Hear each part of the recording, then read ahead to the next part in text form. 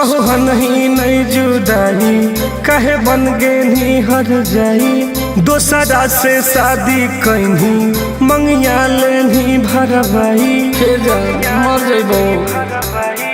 सोहन ही नहीं जुदाई कहे बन गे नी हर जाई दोसरा से शादी कहीं मंगिया लेनी भरवाई गे सुनवा गे कैसे तू रहोही मैसेजो न कबो करोही गे सुनवा गे कैसे तू रहोही मैसेजो न कबो करोही भुला गेली का गे।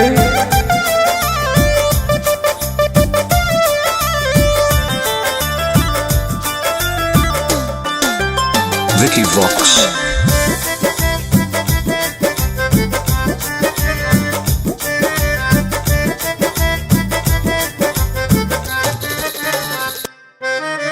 तू ही हनी जान हमर तू ही मोर परान गे तू जाए याद में लागो हो कौ चल जाई तो मोर जान गे तोरा बिना मर जबोगे। तू ही हनही जान हमर तू ही मोर परान गे तुझा याद में लागो हो कौ चल जाई तो मोर जान गे काहे खेलनी ऐसन खेला छोड़ दे नहीं तू अकेला घुट घुट के जियो हियो नहीं झेल पैबो झमेला के सोना बहागे कैसे तू रहोही मैसेजो न कबो करोही गे सुनवा गे कैसे तू रहोही मैसेजो न कबो करोही। इतना कठोर कैसे हो गई?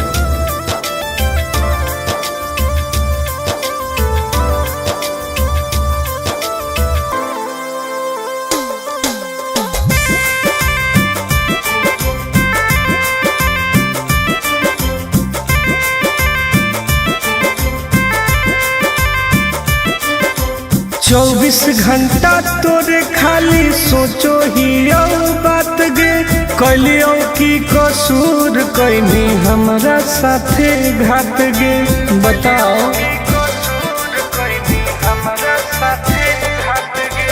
24 घंटा तोरे खाली सोचो ही बात गे कलियो की कसूर कैनी हमरा साथे घात गे भूल गे नी कसम खाके आनंद प्रकाश के पाके अब रोबो हौ टुनटुनवा दिल तोरा से लगा के गे सुनवा गे कैसे तू रहोही मैसेजो न कबो करोही गे सुनवा गे कैसे तू रहोही मैसेजो न कबो करोही।